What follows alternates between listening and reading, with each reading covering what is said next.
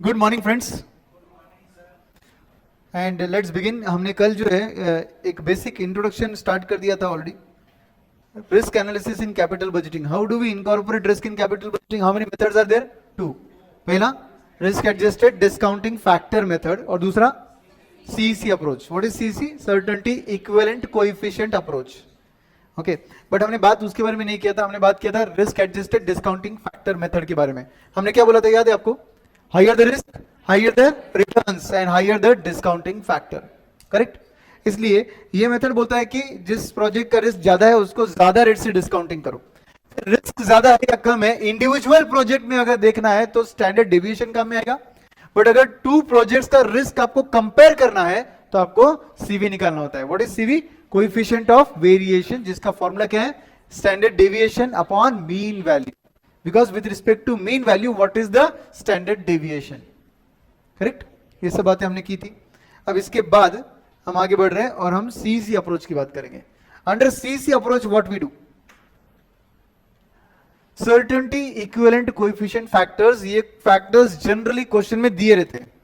ये क्या होता है फैक्टर्स? ईयर 1 2 3 सपोज उसके पॉसिबल कैश फ्लोज है 1 2 3, तो हर कैश फ्लो की कितनी सर्टेनिटी है, आने का कितना सर्टेनिटी लेवल है, उसे बोलते हैं सीईसी अप्रोच। अगर सर्टेनिटी 0.6 है, इसका मतलब क्या हुआ? 60% चांसेस है कि वो हमको मिलेंगे। Let's say for example first year का कैश फ्लो 10,000 है, फर्स्ट ईयर का कैश फ्लो 10,000 है जिसका सीईसी 0.6 है, तो इसका मतलब क्या हुआ? 10,000 आप एस्टिमेट कर रहे हो आपको मिलेगा, 0.6 अगर उसका सीसी है मतलब 6,000 तो पक्का मिलेगा। कुछ समझा आपको? तो सीसी अप्रोच क्या करता है? आपको सीसी क्या दिखा रहा है कि 10,000 में से कितना सर्टेनली मिलेगा। 10,000 को हम बुलाते हैं risky cash flow.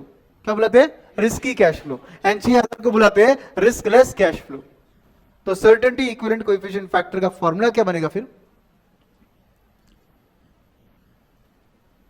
CC is equal to risky cash flow upon riskless cash flow. मेरे एग्जांपल के हिसाब से बताइए क्या होगा अभी? Risky cash flow upon riskless cash flow. तो मेरे एग्जांपल में 6,000 was your 10,000 was risky and 6,000 is riskless. तो फिर मेरा आंसर क्या आएगा? 6,000 बाय 10,000 बाय 6,000। नहीं, उल्टा हो गया, फिर उल्टा हो गया। हम लोग क्या करना चाहिए यहां पर? अपने को क्या करना है? 6,000 बाय 10,000 करना है। 6,000 बाय 10,000, क्योंकि सी 10,000 में से 0.6 मतलब 6,000 तो पक्का मिलेगा, तो अपना आंसर कितना आना चाहिए? 0.6। उसके हिसाब से फॉर्मूला याद रखो, समझे कि नहीं? तो फॉर्मूला कैसे याद रखना है आपको? रट्टा नहीं मारना है। फॉर्मूला सिंपल लॉजिक से याद रखना है कि 10,000 अगर आपका रिस्की कैश फ्लो है तो उसमें से 6,000 तो पक्का मिलेगा। इसका मतलब तुम्हारा सर्टेनिटी इक्विवेलेंट फैक्टर कितना है? 0.6। 0.6 लाने के लिए मुझे क्या करना पड़ेगा? 6,000 by 10,000। What is 6,000? Riskless cash flow, riskless cash flow. And what is 10,000? Risky cash flow. Formula क्या बनेगा? Riskless upon risky cash flow. अब अगर आपको सब फॉर एग्जांपल आपको सीईसी दिया है और रिस्की कैश फ्लो दिया है, तो can you calculate riskless? Therefore क्या बोलेंगे हम लोग? Riskless cash flow is equal to, yes, risky cash flow into CEC. Everybody, तो हम क्या करते हैं? रिस्की कैश फ्लो को रिस्कलेस कैश फ्लो में कन्वर्ट करते हैं। We convert risky cash flow into riskless cash flow.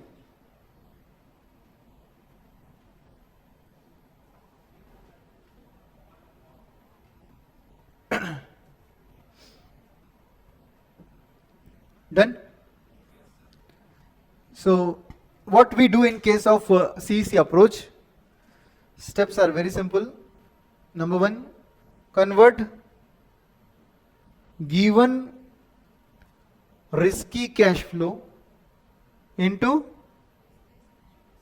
riskless cash flow using CEC। तो CEC दिया है, रिस्की कैश फ्लो मतलब एस्टिमेटेड कैश फ्लोज दिए हैं प्रोजेक्ट के, आपको मल्टीप्लाई कर कर क्या करना है? रिस्कलेस में कन्वर्ट करना है। तो इसका मतलब क्या हुआ? अब वो कैश फ्लो कुछ भी हो जाए आपको मिलेंगे, उसमें कोई रिस्क है क्या?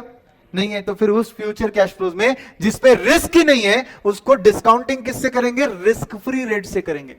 कौन से रेट से? आरएफ रेट से करेंगे। तो हम क्या बोलेंगे अभी स्टेप 2 में? Discount riskless cash flows using RF rate for discounting। समझे क्या? Using RF rate for discounting. तो कौन सा रेट यूज कर रहे हैं आप लोग? RF rate. RF रेट याद है ना आपको? CAPM वाला RF रेट। CAPM में हमने देखा था RF plus beta into RM minus RF, वो RF वाला रेट। वो कौन सा रेट था? गवर्नमेंट ऑफ इंडिया बॉन्ड्स पर मिलने वाला रेट, उसको हम बोलते हैं RF rate. Okay, now what you are doing, आपने फ्यूचर के रिस्कलेस कैश फ्लो को टुडेज वैल्यू पे ला लिया, करेक्ट? ये आपका प्रेजेंट वैल्यू आ गया, इसको एनपीवी कर दो अभी आप। इसका मतलब अगर दो प्रोजेक्ट है, दोनों के कैश फ्लोज अलग अलग है, जिसके सीसीज अलग अलग है, हमने उन गिवन कैश फ्लोज को हमने क्या बुलाना चाहिए? रिस्की या रिस्कलेस? अगर प्रोजेक्ट के फ्यूचर कैश फ्लोज गिवन है, बोलिए। Future cash flows of project जो गिवन रहते वो एस्टिमेटेड रहते, मतलब उसमें रिस्क है ना। 1 2 3 4 5 इयर्स में क्या होगा आपको क्या न्यूमरोलॉजी से पता चल रहा है क्या? फिर ऑब्वियसली वो कौन से कैश फ्लोज है? रिस्की कैश फ्लोज है। उनको हम क्या करेंगे? सी से मल्टीप्लाई कर रिस्कलेस बनाएंगे। उन रिस्कलेस कैश फ्लो को आरएफ रेट से डिस्काउंट कर प्रेजेंट वैल्यू पे लाएंगे और फिर एनपीवी निकालेंगे। इसका मतलब प्रोजेक्ट में रिस्क कितना भी हो, हम पहले रिस्कलेस कैश फ्लो पर आ रहे होते हैं और आरएफ रेट से उससे डिस्काउंट करके एनपीवी निकालते हैं। मतलब आप समझो बात को, आपके पास दो अप्रोच है। एक जगह आप कैश फ्लो को नहीं छेड़ रहे हो, रेट ऑफ डिस्काउंटिंग को छेड़ रहे हो। दूसरी जगह आप रेट ऑफ डिस्काउंटिंग आरएफ रख रहे हो और कैश फ्लो को छेड़ रहे हो और बना रहे हो रिस्कलेस कैश फ्लो। एक जगह हम कैश फ्लो के साथ चेंज कर रहे हैं और एक जगह हम डिस्काउंटिंग फैक्टर के साथ चेंज कर रहे हैं। जहां हम डिस्काउंटिंग फैक्टर को चेंज कर रहे हैं उसे बोलते हैं risk adjusted discounting factor method, जिसके बारे में हमने कल बात किया था। और जहां पे हम लोग किसको चेंज करेंगे? कैश फ्लोज को, रिस्की कैश फ्लो को कहां कन्वर्ट करेंगे? रिस्कलेस में, और फिर आरएफ रेट से डिस्काउंट करेंगे। उसको क्या नाम दिया हमने? CC approach. समझे? यस। यहां पे अमन सिंगल मुझे पूछ रहे, सर आपके जो फ्री रिसोर्सेस में आपकी ईएफएफ की चार्ट बुक है सर, उसकी पूरी इकोनॉमिक्स प्रिपेयर हो जाएगी एंड फिर उसके बाद भी स्टडी मटेरियल करनी पड़ेगी क्या सर? जैसे अमन मैं बताना चाहूंगा कि मेरा जो चार्ट बुक है वो अगर आप कर लोगे तो आपका लगभग ऐसा समझ लो 70-80% प्रिपरेशन हो जाएगा। कॉन्सेप्ट्स वाइज तो आपके सभी प्रिपरेशन हो जाएंगे लगभग, बट अगर वो कॉन्सेप्ट्स को आपने क्वेश्चन आंसर में कैसे प्रेजेंट करना ये नहीं आएगा आपको, इसलिए मैंने आपको टेक्स्ट बुक भी प्रोवाइड की है। बट वो text book as a free resource provide नहीं किए, चार्ट बुक आपको फ्री रिसोर्स के तौर पे डाउनलोडेड फॉर्मेट में पीडीएफ में दिया है। आपको डाउनलोड करके आप प्रिंट भी ले सकते हो उसका, या आप ऑर्डर भी कर सकते हो हमारे पास से। बट ये बुक्स जो है, इसमें से चार्ट बुक कैसा समझ लो पूरे कॉन्सेप्ट्स के लिए, और आपका जो टेक्स्ट बुक है वो उस कॉन्सेप्ट के क्वेश्चन के आंसर्स को कैसे प्रेजेंट करना चाहिए उसके लिए। चलिए, तो ये था आपका रिस्क के साथ डील करने के दो अप्रोचेस। समझ गए सब लोग? नाउ इसके बाद इस चैप्टर में हम लोग स्टैंडर्ड डेविएशन की बात कर रहे थे। स्टैंडर्ड डेविएशन का फॉर्मूला बोलिए। Under root summation P into X minus X bar whole square, बराबर है? आपण यांना पाहिलं का? आपने ऐसा देखा जैसे लगता है कि आपको कभी? हाँ। और दूसरा, अगर प्रोबेबिलिटी नहीं दिया रहेगा तो standard division is equal to under root summation X minus X bar whole square upon N, correct? N is number of observations, तो एवरेज नंबर ऑफ ऑब्जर्वेशंस के हिसाब से यहां पे आंसर आ रहा है, और वहां पर प्रोबेबिलिटी दिया तो summation P into X minus X bar whole square. ये फॉर्मूले का लॉजिक बहुत सिंपल है। एक्स बार आपका मीन वैल्यू है, एक्स आपका वेरिएबल है, तो आप एक्स माइनस एक्स बार करके क्या कर रहे हो? मीन वैल्यू से वेरिएबल कितना डेविएट हो रहा है वो देख रहे हो, स्टैंडर्ड डेविएशन। वो जो डेविएशन हो रहा है वो पॉजिटिव भी हो सकता है, नेगेटिव भी हो सकता है। हम उस नेगेटिव पॉजिटिव के इंपैक्ट को नलिफाई करना चाहिए थे, इसलिए हमने उसको स्क्वायर किया, क्योंकि स्क्वायर करने से क्या होगा? नेगेटिव नेगेटिव बिकम्स पॉजिटिव, और अगर पॉजिटिव है तो भी स्क्वायर बनने से वो पॉजिटिव ही रहेगा। इसका मतलब नेगेटिव पॉजिटिव साइन के इंपैक्ट को हटाने के लिए हमने उसको स्क्वायर किया, और स्क्वायर के इंपैक्ट को हटाने के लिए उसको रूट में डाला। तो अच्छे से समझो। एंड अगर सपोज आपके पास प्रोबेबिलिटी नहीं दिया रहेगा तो डिवाइडेड बाय n करके एवरेज नंबर ऑफ ऑब्जर्वेशन के साथ डिवाइड करके आपने देख लिया कि आपका स्टैंडर्ड डिवीजन कितना है। तो ये है आपका स्टैंडर्ड डिविएशन का लॉजिक। और फिर सीवी का तो फॉर्मूला हमने कल ही लिखा था, CV is equal to standard deviation upon mean value. Correct, याद आया? फिर क्या, इसके बाद इस चैप्टर में actually sensitivity analysis and scenario analysis होता है। Sensitivity analysis, what exactly sensitivity analysis? Project में अलग अलग फैक्टर्स होते हैं, हर एक फैक्टर को चेंज करके देखते हैं, बाकी फैक्टर्स को कांस्टेंट रखकर सिर्फ एक फैक्टर में चेंज करते हैं हम लोग, और देखते हैं कि उस एक फैक्टर को चेंज करने के बाद हमारे एनपीवी पर कितना इंपैक्ट आ रहा है। Sensitivity analysis. फिर उस फैक्टर को कांस्टेंट कर देंगे, दूसरे फैक्टर को चेंज करेंगे, फिर उसमें बदलाव करने के बाद एनपीवी में कितना बदलाव आ रहा है वो देखते हैं। हर फैक्टर को लेट अस से 2.5% से चेंज किया और एनपीवी में कितना परसेंट चेंज हुआ वो देखते हैं। हर फैक्टर में चेंज कितना है? 2.5, 2.5, 2.5। मगर उसकी वजह से एनपीवी में कितना चेंज आ रहा है? एक जगह 5 आ रहा है, दूसरी जगह 10 आ रहा है, किसी जगह 8 आ रहा है, किसी जगह 2 आ रहा है, एक जगह 19% चेंज आया। इसका मतलब क्या हुआ? जिस जगह 19% चेंज आया उस फैक्टर के ऊपर आपका प्रोजेक्ट ज्यादा सेंसिटिव है। समझ गए? सेंसिटिविटी का एक तरीका ये है। दूसरा तरीका ये है कि हर फैक्टर को हम कितना चेंज करेंगे तो एनपीवी 0 बनता है, हम वो देखते हैं। मतलब एक पर्टिकुलर चीज को हम कितना एक्सटेंट तक चेंज करेंगे तो NPV will become 0, that is called as margin of safety. कितना चेंज करेंगे तो एनपीवी 0 आ रहा है, उसका मतलब उधर तक चेंज अलाउड है, उसका मतलब वो हमारा मार्जिन ऑफ सेफ्टी है। तो ऐसा अलग अलग फैक्टर्स के मार्जिन ऑफ सेफ्टी निकालते हैं। एक आता है मार्जिन ऑफ सेफ्टी 19% आया, किसी का 8 आया, किसी का 2% आया, किसी का 5% आया, किसी का 15 आया। तो इसका मतलब आपका इन सभी फैक्टर्स में कौन सा फैक्टर ज्यादा सेंसिटिव है? जिसमें सबसे कम मार्जिन ऑफ सेफ्टी है, 2%। अरे मार्जिन ऑफ सेफ्टी है ये, सिर्फ 2% चेंज करने से एनपीवी 0 बन रहा है, इसका मतलब सबसे खतरनाक तो वही हुआ ना। जिसमें 18-20% चेंज करेंगे तो एनपीवी 0 हो रहा है, वो सेंसिटिव तो ना हुआ। सेंसिटिव तो वो हुआ जहां पे सिर्फ थोड़ा चेंज कर दिया और एनपीवी विल बिकम 0। समझे? तो सेंसिटिविटी एनालिसिस का मेथड नंबर 2 है। मेथड नंबर 1 में क्या होता है? हम हर फैक्टर में सेम चेंज करके एनपीवी में कितना चेंज होता है वो देखते हैं। और मेथड नंबर 2 क्या है? हर एक फैक्टर को हम चेंज करेंगे, हर एक फैक्टर को चेंज करने के बाद कब एनपीवी 0 बनता है वो देखते हैं। इन सभी को बोलते हैं मार्जिन ऑफ सेफ्टी। जिसमें मार्जिन ऑफ सेफ्टी सबसे कम रहेगा उसका सेंसिटिविटी सबसे ज्यादा रहेगा। समझ गए क्या ये बात? यस। नाउ तो सेंसिटिविटी एनालिसिस ये था। सिनेरियो एनालिसिस में क्या होता है? Scenario analysis is against sensitivity analysis, because scenario analysis बोलता है ऐसा तुम बोल रहे हो यार, एक फैक्टर में चेंज करो बाकी फैक्टर्स कांस्टेंट रखो। ऐसा रियल लाइफ में थोड़ा ना होता है, बाकी सब कांस्टेंट रहेंगे। सभी फैक्टर्स साइमल्टेनियसली चेंज हो सकते हैं। समझे? तो अगर सभी फैक्टर्स चेंज करेंगे तो वर्स्ट क्या होगा, सभी फैक्टर्स चेंज करेंगे तो मोस्ट लाइकली क्या होगा, सभी फैक्टर्स चेंज करेंगे तो बेस्ट क्या होगा। इन तीनों को बोलते हैं 3 अलग अलग scenario. Worst case scenario, most likely scenario, best possible case scenario. हर सिनेरियो का प्रोबेबिलिटी दिया रहेगा, उसको मल्टीप्लाई करके आपका एनपीवी आएगा, एक्सपेक्टेड एनपीवी। सिनेरियो एनालिसिस में हम किसी चीज को कांस्टेंट नहीं रखते, हम गिवन सिनेरियोस सब वर्स्ट मानकर, सब मोस्ट लाइकली मानकर या सब बेस्ट मानकर कैलकुलेट करके देखते हैं कि हमारा एनपीवी क्या आ रहा है। समझ गए? तो ये था सिनेरियो एनालिसिस। अब इन सब पे हम लोग क्वेश्चन आंसर्स देखते हैं हमारे क्वेश्चनर बुक में से। सब लोग रेडी है? क्वेश्चन नंबर 1 पे आ जाइए। Calculate variance and standard deviation on the basis of the following information. Possible events A B C D E. Project का कैश फ्लो प्रोबेबिलिटी, प्रोजेक्ट का कैश फ्लो प्रोबेबिलिटी दिया हुआ है। कैसे कैलकुलेट करेंगे बताइए? आपके पास कैश फ्लोज है, आपके पास प्रोबेबिलिटी भी गिवन है, तो स्टैंडर्ड डेविएशन का फॉर्मूला क्या बनेगा? बोलिए, लेफ्ट वाला या राइट वाला? लेफ्ट वाला, आपके लेफ्ट वाला ना। समझे क्या मतलब? ये पहले वाला फॉर्मूला यूज होगा।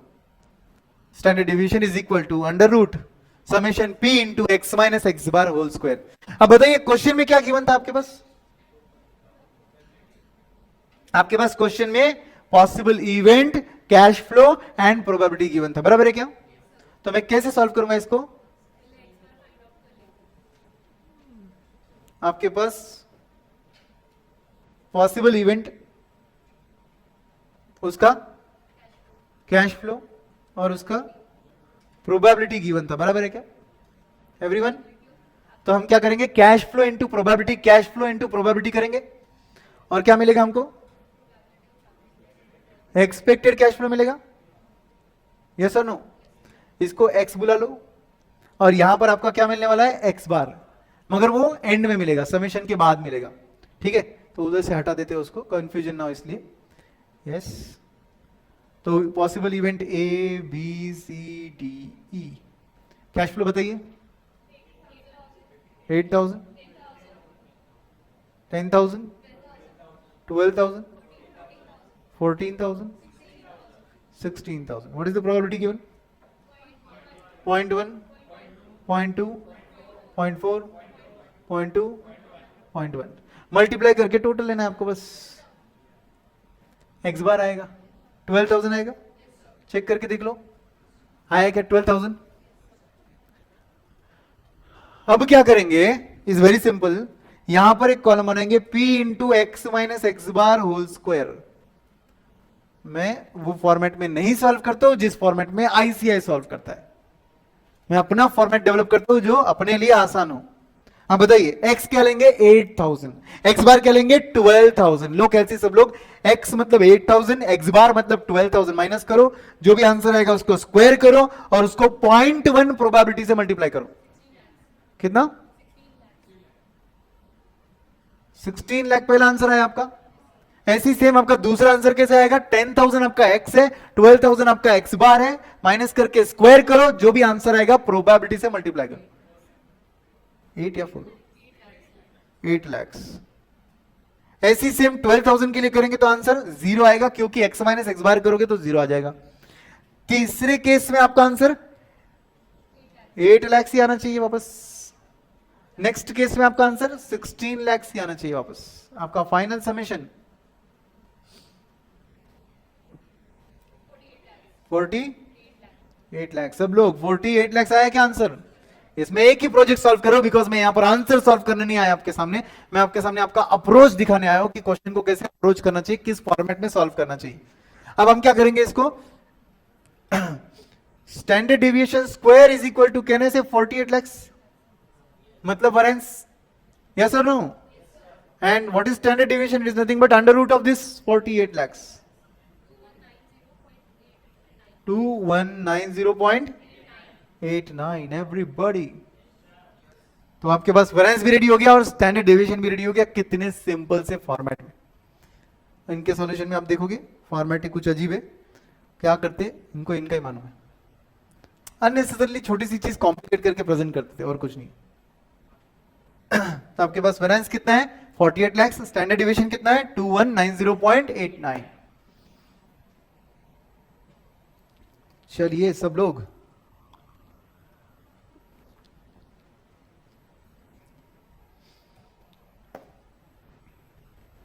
हो गया। इसी सेम तरीके से आप प्रोजेक्ट बी भी सॉल्व कर सकते हो। मैं आगे बढ़ू, यस। क्वेश्चन नंबर 2 पे अगर हम लोग आएंगे तो वहां पर भी आपको find coefficient of variation based on the following information बोला है। आपके पास पॉसिबल इवेंट्स है, कैश फ्लो है, उसका प्रोबेबिलिटी भी गिवन है। आपको क्या निकालना था इधर, कोएफिशिएंट ऑफ वेरिएशन निकालना है। कोएफिशिएंट ऑफ वेरिएशन मतलब CV निकालना है। CV का फॉर्मूला क्या है दोस्तों, standard deviation upon mean value. Don't you think आप इजीली निकाल लोगे?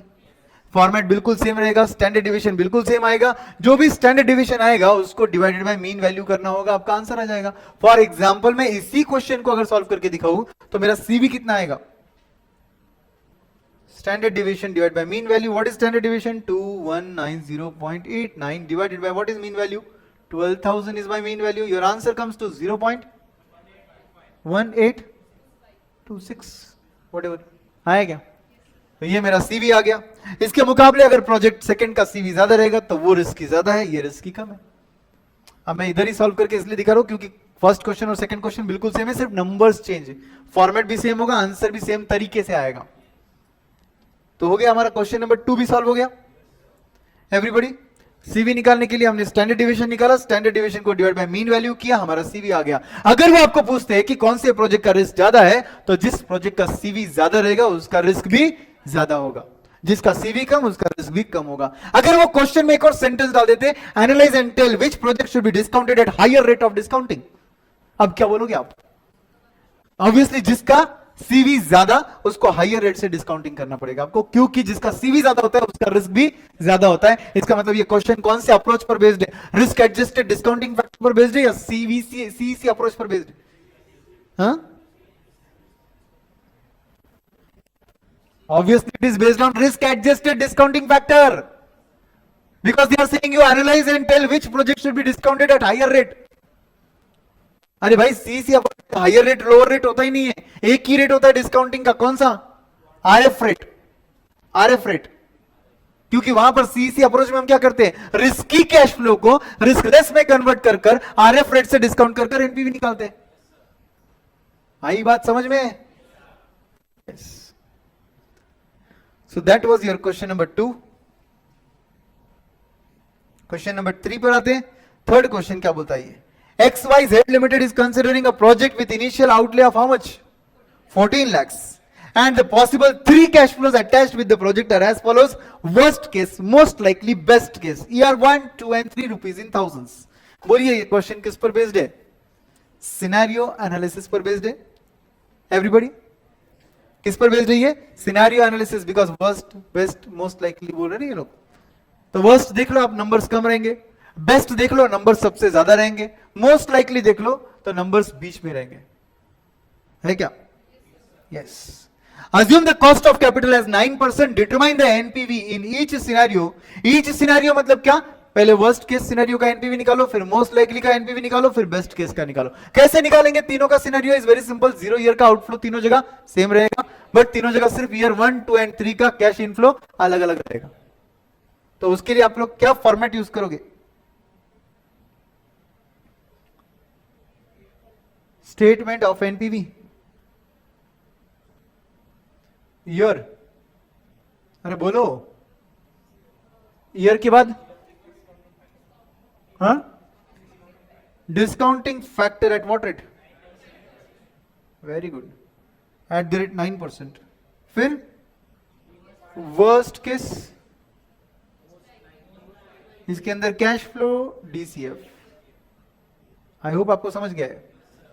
फिर next case also same, and last case also same. समझे? ऐसे सेम निकलेगा। और केस सब लोग जो भी है, फिर ईयर 0, ईयर 1 डैश 3 ले लू क्या? लू क्या? ऐसा नहीं ना, हर साल का कैश फ्लो अलग है। 1, 2, 3 ये आ जाएगा एनपीवी, इधर आ जाएगा सेकंड केस का एनपीवी, और इधर आ जाएगा थर्ड केस का एनपीवी। समझे? एंड ऑब्वियसली ये आया हमारा जो है ना, ये फर्स्ट पार्ट वाला आंसर आया। कौन सा फर्स्ट वाला आंसर?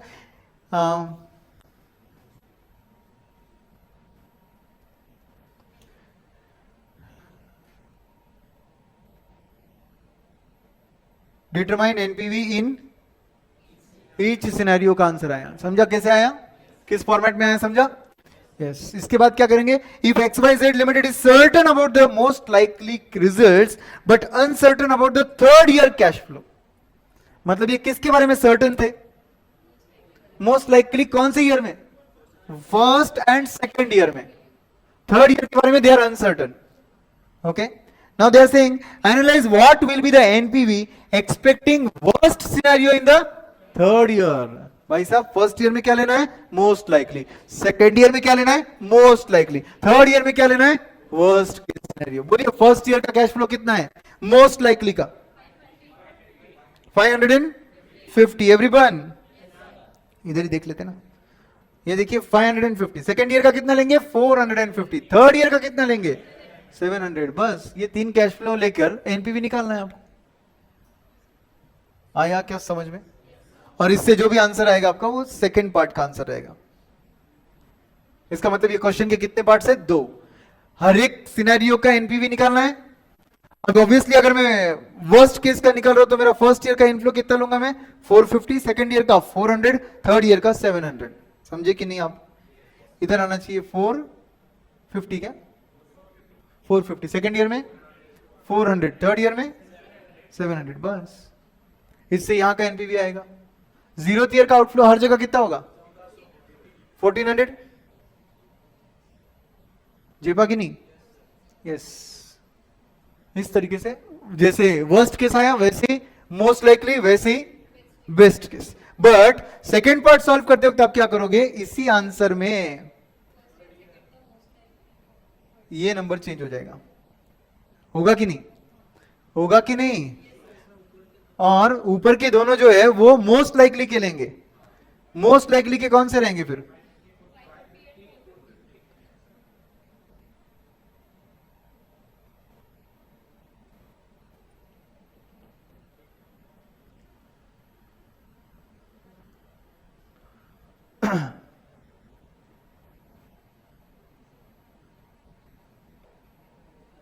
कितना लेंगे हम लोग?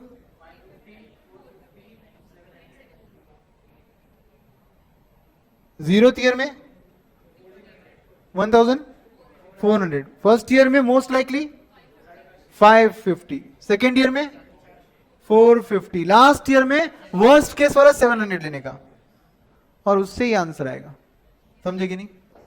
तो आपका फर्स्ट आंसर तीनों केस का आएगा, सेकेंड आंसर सिर्फ ऐसा आएगा। समझ गए? चलिए, ये था आपका क्वेश्चन नंबर 3। 4 पर आ जाओ अभी। अब ये देखो, इनको सॉल्व करने का तरीका देखो इनका। अचानक से फॉर्मेट यूज करते हैं, अचानक से फॉर्मेट छोड़ देते हैं।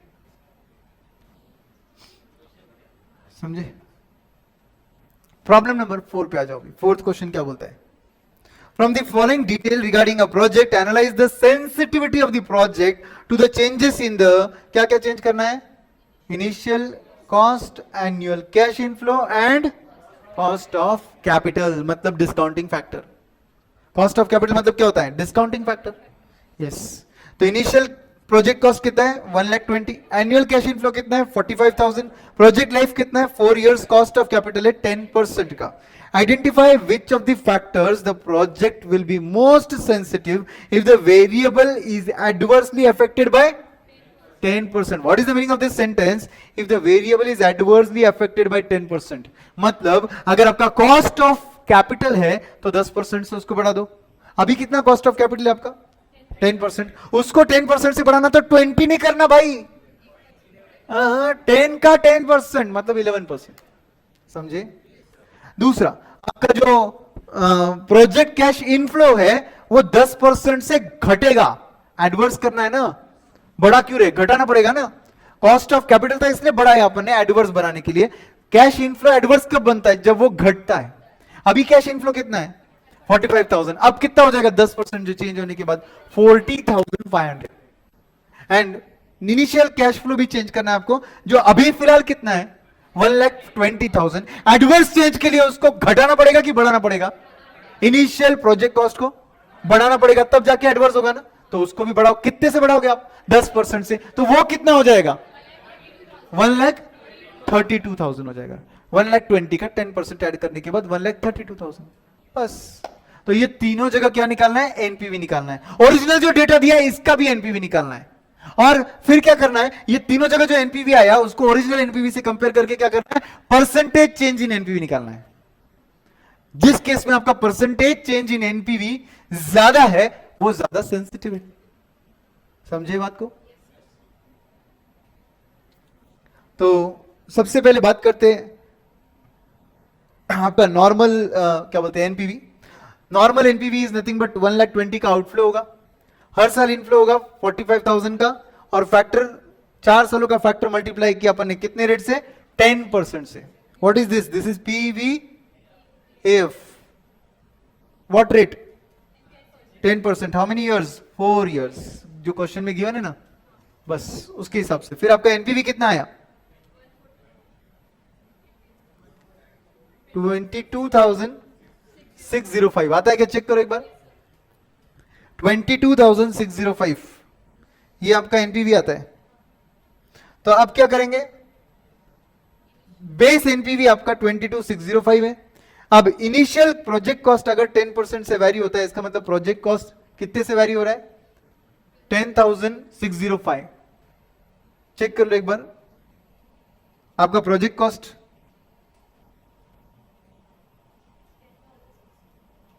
प्रोजेक्ट कॉस्ट नहीं, 12,000 से प्रोजेक्ट कॉस्ट चेंज हो रहा है, और आपका एनपीवी निकाला उन्होंने, एनपीवी निकाला उन्होंने। ये तरीका अलग है एक्चुअली एनपीवी निकालने का, बट फिर भी देख लो, ये तरीका कोई ऐसा बहुत हार्ड नहीं है। बट एनीवेज अगर अपने को अपने तरीके से निकालना है तो अपन क्या करेंगे, सीधा सीधा year, cash flow, discounting factor, DCF. सही है क्या? और प्रोजेक्ट कॉस्ट को आप कितना लेंगे जीरो ईयर में? 1,32,000। डिस्काउंटिंग फैक्टर 1 तो 1,32,000। 1-4 ईयर्स हर साल 45,000 एंड 3 आईट्यून कहां से खुल गया? कितना? 3.169। तो मल्टीप्लाई करके आंसर 142,605 आता है। तो इसका एनपीवी, अब नया एनपीवी कितना आएगा?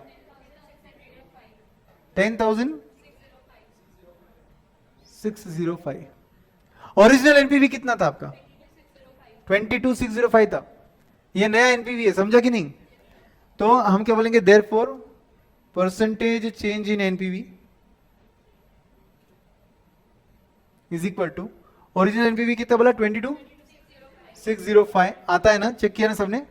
एंड नया एनपीवी कितना आया? 10,605 divide by original NPV 22,605 last में इनटू 100। तो परसेंटेज चेंज कितना है?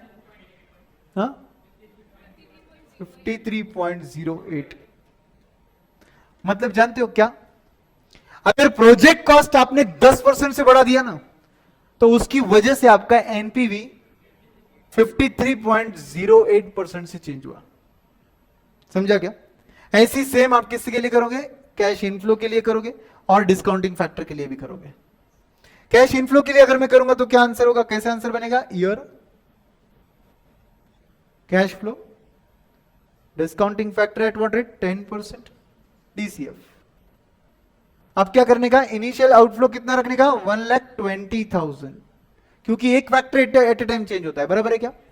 एंड फिर क्या होगा? 1-4 ईयर्स। एवरी ईयर का इनफ्लो अदरवाइज कितना था ओरिजिनली? 45,000।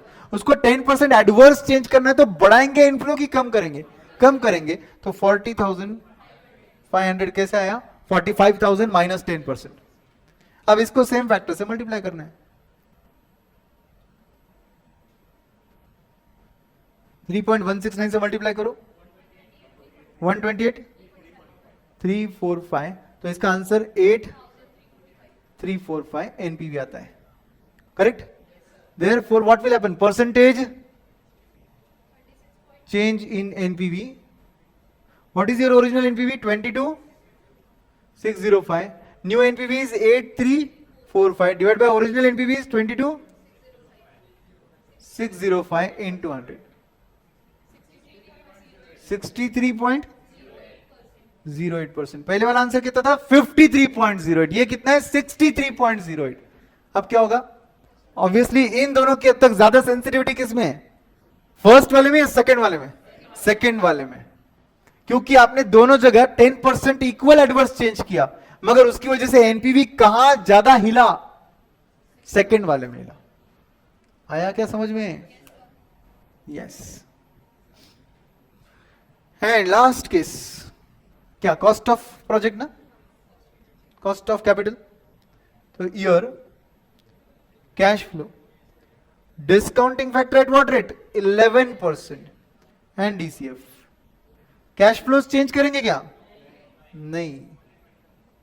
जीरो ईयर का आउटफ्लो 1,20,000 फैक्टर इज 1, ये 1,20,000 आएगा। 1-4 ईयर्स 45,000 ही रहेगा, मगर पीवीएफ फैक्टर आपका चेंज हो जाएगा 3.103। मल्टीप्लाई करके आंसर 139, 635। Final answer 19,635। जेपा क्या?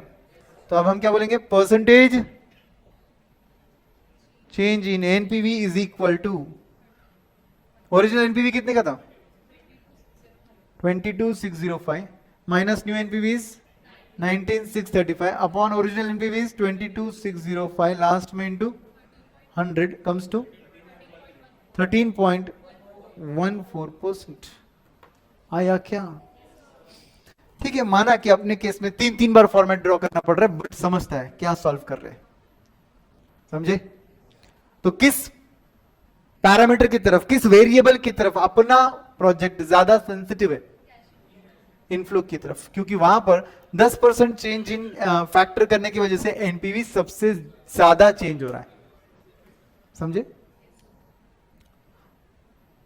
This was sensitivity analysis. Now question number 5 देखो, लिखा भी हो क्वेश्चन नंबर 4 का conclusion, it is more sensitive to annual cash inflow.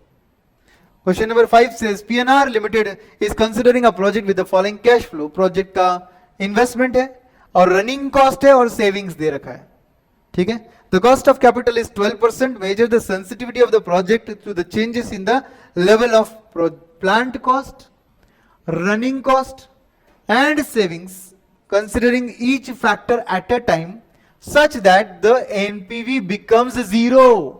मतलब यहां पर अब सेकेंड मेथड से आंसर निकालना है. एनपीवी बिकम्स जीरो मतलब मार्जिन ऑफ सेफ्टी निकालना है आपको, समझे कि नहीं? The PVF factors are given 12% से 1, 2 and 3 years का. Determine the factor which is most sensitive to the to affect the acceptability of the project. तो सबसे पहले 0th ईयर का आउटफ्लो लिया 12 lakhs का, बराबर है? रनिंग कॉस्ट हर साल का लिया, हर साल के सेविंग्स लिए, दोनों को नेट ऑफ किया और फिर उसको फैक्टर से मल्टीप्लाई कर उनका प्रेजेंट वैल्यू निकाला. ये सब उनके प्रेजेंट वैल्यू है. ये आपका 12 लाख का प्रेजेंट वैल्यू 12 लाख ही रहेगा, तो ये आपका क्या मिल गया आपको? एनपीवी. झेपा कि नहीं? सबको फॉर्मेट बस घटिया है, आप अपने फॉर्मेट में सॉल्व कीजिए. Year, particulars, cash flow, discounting factor, DCF. ऐसे क्वेश्चंस में जीरोस की तरफ ध्यान ज्यादा रखना पड़ता है. एक हाथ जीरो इधर उधर कम ले लिया, ज्यादा ले लिया तो आंसर ही पूरा गलत हो जाता है. एंड अब अपन सेंसिटिविटी की बात करते हैं. तो प्लांट कॉस्ट की हद तक सेंसिटिविटी कैसे निकालेंगे? अभी एनपीवी कितना आया था आपका? 5,86,40,000. अगर प्लांट कॉस्ट आपका 5,86,40,000 से बढ़ जाए तो एनपीवी जीरो हो जाएगा ना? सीधी बात, नो बकवास. समझा कि नहीं? प्लांट कॉस्ट 0th ईयर में आता है कि नहीं? 0 ईयर में प्लांट कॉस्ट को कितने से बढ़ाना होगा? जितने का एनपीवी है उतने से बढ़ा दे, तेरा एनपीवी जीरो बन जाएगा, क्योंकि 0th ईयर का आउटफ्लो है वो. तो इसका मतलब क्या हुआ? आपका परसेंटेज चेंज इन कॉस्ट इस तरीके से आएगा, 5,86,40,000 divided by initial project cost into 100. तो आपकी इनिशियल प्रोजेक्ट कॉस्ट में वो 5,86,40,000 क्या है? Change allowed to make the NPV zero. Change allowed to make the NPV zero मतलब वो आ गया मार्जिन ऑफ सेफ्टी, क्योंकि उतना चेंज हो गया प्रोजेक्ट कॉस्ट में, तब जाके आपका एनपीवी जीरो पहुंच रहा है. इसका मतलब उधर तक तो आप सेफ जोन में थे. यस और नो? यस. तो पहला पार्ट समझ गया. दूसरा पार्ट है रनिंग कॉस्ट की हद तक. रनिंग कॉस्ट आपका जो भी दे रखा था वो रनिंग कॉस्ट आपका सेम ईयर में कि अलग अलग ईयर में? अलग अलग ईयर में. तो जो भी रनिंग कॉस्ट आपका क्वेश्चन में दिया था, कितना दिया था? 4 crores, 5 crores एंड 6 crores. तो मैंने क्या किया, ये देखिए 4 crores, 5 crores एंड 6 crores, इनको इनके फैक्टर से मल्टीप्लाई कर प्रेजेंट वैल्यू निकाल लिया. और अपन ने क्या बोला कि उसको प्रेजेंट वैल्यू को अगर 5,86,40,000 से चेंज करेंगे तो एनपीवी जीरो पहुंच जाएगा. समझे कि नहीं ये कैलकुलेशन? तो डिनोमिनेटर में क्या है? Present value of running cost, ये डिनोमिनेटर में है. लास्ट में इंटू 100 करना है क्योंकि परसेंटेज चेंज चाहिए. न्यूमरेटर में क्या किया अपन ने? जितने से एनपीवी जीरो बनेगा वो नंबर लिया. मतलब क्या लेना पड़ेगा? 5,86,40,000. समझे कि नहीं? मतलब अपना क्या हो गया? जितना एनपीवी है उतना ही पूरा चेंज अलाउड है. तो वो क्या है एक्चुअली? चेंज अलाउड मतलब ही मार्जिन ऑफ सेफ्टी. समझे क्या सब लोग? मगर कौन से टर्म्स में? प्रेजेंट वैल्यू टर्म्स में, क्योंकि नीचे का नंबर भी प्रेजेंट वैल्यू टर्म्स में तो ऊपर का नंबर भी प्रेजेंट वैल्यू टर्म्स में है. नहीं समझा? नहीं समझा? समझा ना? तो डिनोमिनेटर में क्या लिया अपन ने? Present value of cash running cost, present value of running cost. Numerator में क्या लिया? Present value of the change allowed into 100. Percentage change allowed. तो कितना आता है आपका 5 crore 86,40,000 divided by present value of cash inflow कितना आएगा, running cost, sorry present value of running cost के लिए क्या करेंगे बोलो, 4 crore into 0.892 plus 5 crore into 0.797 plus 6 crore का running cost into 0.711। Are you getting this? तो आपका आंसर 11.82 ले लेंगे, 819 मतलब 82 ले लेंगे। हाँ करोड़, अच्छा टोटल बोला आपने, हाँ ठीक है।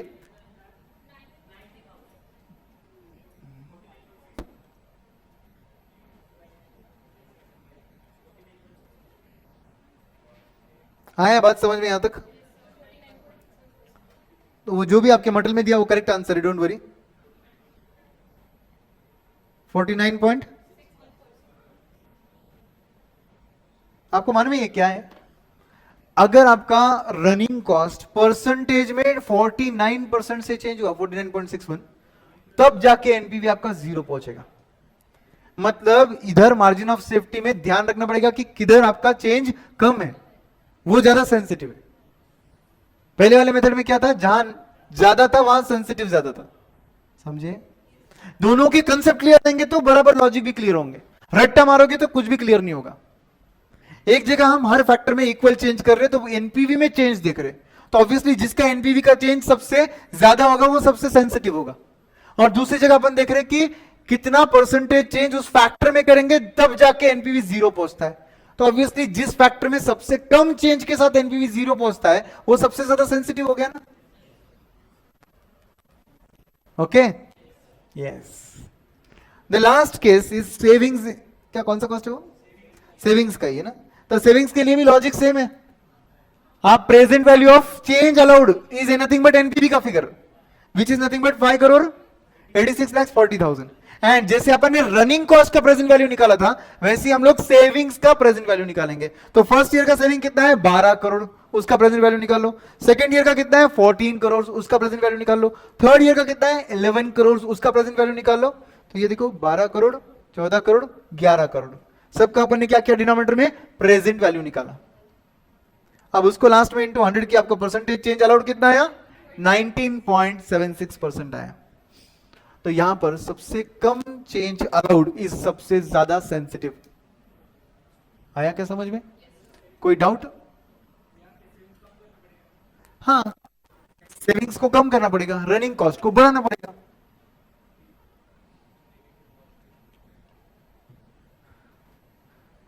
डन। यहां पर सेविंग्स को कम करना पड़ेगा, ऊपर रनिंग कॉस्ट को बढ़ाना पड़ेगा।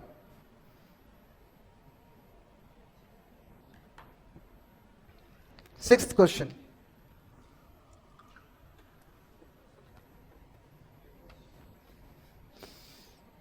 Now sixth question is based on scenario analysis.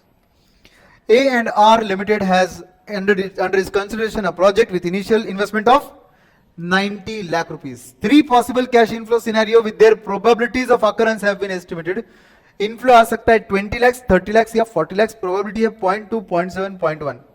The project is life is 5 years and the desired rate of return is 18%, which is your discounting factor. The estimated terminal value of the project asset under the three possibility alternative are 0 या तो 20 लाख या तो 30 लाख। मतलब worst case रहेगा तो 0 मिलेगा residual value, most likely में residual value मिलेगा 20 लाख, बेस्ट सिनेरियो रहेगा तो 30 लाख मिलेगा। वैसे सेम ऊपर की कैश फ्लोज भी है, वर्स्ट केस रहेगा तो 20 लाख मिलेगा, मोस्ट लाइकली में 30 लाख मिलेगा, नहीं तो बेस्ट रहेगा तो 40 लाख मिलेगा। आप हो सब लोग मेरे साथ? You are required to calculate the probable NPV बोला इन्होंने। अब इसका प्रोबेबल एनपीवी निकालने के लिए क्या करना पड़ेगा बोलो? हर एक केस का एनपीवी निकालना पड़ेगा आपको। तो फर्स्ट केस में क्या होगा, आपका प्रोबेबिलिटी कितना है 0.2 और 0th ईयर का आउटफ्लो कितना लोगे 90 लाख का लोगे, एंड 1 2 3 4 5 एवरी ईयर कितना लेंगे 20 लाख। तो 20 लाख को प्रोबेबिलिटी से मल्टीप्लाई करो 0.2, 20 lakhs को प्रोबेबिलिटी से मल्टीप्लाई करो, कितना आएगा? 20 lakhs into 0.2 is equal to 4 lakhs। तो आउटफ्लो कितने कर लेंगे? 9 lakhs। इनफ्लो कितने कर लेंगे? 4 lakhs फर्स्ट ईयर में। हाँ 90 lakhs का आउटफ्लो। इनफ्लो कितने कर लेंगे? प्रोबेबल कैश इनफ्लो लेंगे 4 lakhs का। कितने सालों के लिए? 1 से लेकर 5 years के लिए सब लोग। एंड 30 lakhs का कब लेंगे? सेकेंड केस के लिए, जहां का प्रोबेबिलिटी कितना है? 0.7। तो 30 lakhs को इंटू 0.7 करो, 2,10,000 आता है क्या? यस और नो? एंड 21 lakhs आता है क्या? क्यों, वो नंबर कितना है? 30 lakhs। अच्छा 0.7 है, बराबर। तो 21 lakhs आता है। फर्स्ट ईयर का कितना बोला आपने? फर्स्ट केस का 4 लाख, सेकेंड केस का 21 lakhs। 4 लाख कैसे आया? 20 लाख इंटू 0.2। सेकेंड केस में 30 lakhs इंटू 0.7। थर्ड केस में 40 lakhs इंटू 0.1, ये आ जाएगा 4 lakhs। ये आपके प्रोबेबल कैश फ्लोज है। कौन से ईयर के लिए ये सब? 1-5 years के लिए। आपका 0th ईयर का आउटफ्लो कितना है? 90 lakhs का आउटफ्लो है। बस इसके साथ आपको क्या निकालना है? आपका NPV.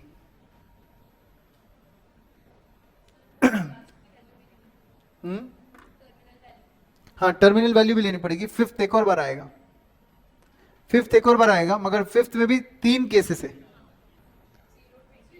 0, 20 lakhs and 30 lakhs। 0, 20 lakhs and 30 lakhs। Correct है क्या? तो बस इसका आपको क्या करना है? फर्स्ट केस में आपका टोटल कैश फ्लो कितना आ रहा है? इन सब का टोटल 21 प्लस 4, 25 प्लस 4, 29 lakhs। 1-5 के लिए कितना लेना पड़ेगा?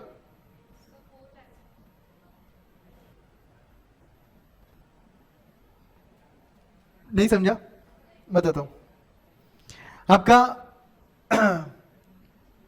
20 lakhs का कैश फ्लो था, जिसकी प्रोबेबिलिटी 0.2 थी, मतलब आपका 4 लाख का एक्सपेक्टेड कैश फ्लो आया। सेकेंड केस में 30 lakhs, जिसकी प्रोबेबिलिटी 0.7 है, इसका आंसर आपका 21 lakhs आया। लास्ट केस में 40 lakhs, इसका प्रोबेबिलिटी 0.1 है, मतलब आपका आंसर 4 lakhs आता है। तो ऑब्वियसली इन सब का समेशन आपको देगा आपका एक्सपेक्टेड कैश फ्लो कितना? 29 lakhs। ये क्या आएगा? 1 से लेके 5 years का नंबर। 0th ईयर का नंबर क्या आएगा? 90 lakhs। एंड 5th ईयर के अंदर वापस से ये सेम केस करना पड़ेगा आपको। 0 into 0.2 is equal to 0। 20 lakhs है ना 5th ईयर में? 20 lakhs इंटू 0.7 कितना? 14 lakhs। And 30 lakhs into 0.1 is equal to 3 lakhs। तो इन सब का total 17 lakhs। Everybody with me? तो अब आप बताएंगे कि इन सब का समेशन 17 lakhs आ रहा है। ये कौन सी ईयर का कैश फ्लो है? 5th ईयर का। बराबर कि नहीं? ये कैश फ्लो 1-5, ये कैश फ्लो 0 ईयर, ये कैश फ्लो 5th ईयर। बस इसके साथ आपको निकालना है आपका एनपीवी। ओके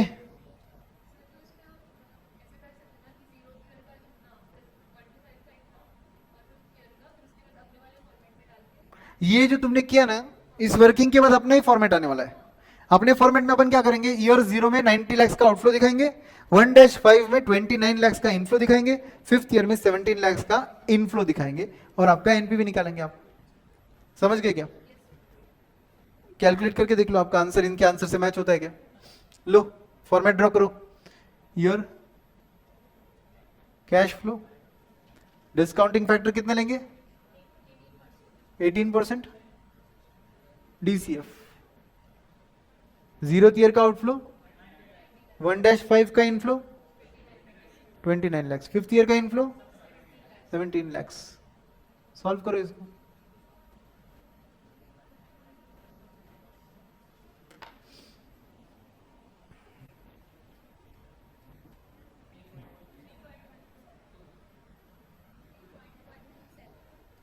$3.127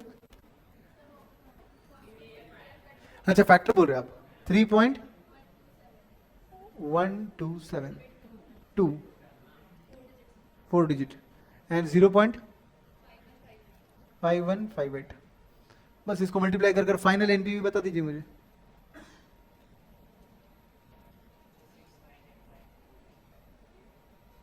जल्दी आंसर नहीं चाहिए, करेक्ट आंसर चाहिए मुझे।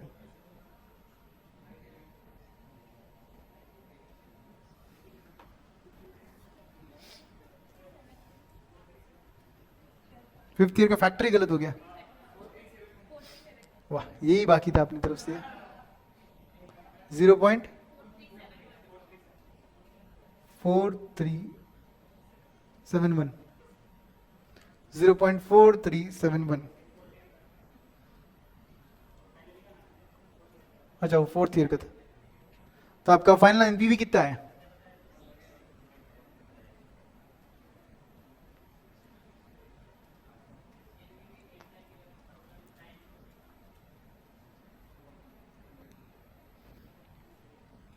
लैक्स में बोल दो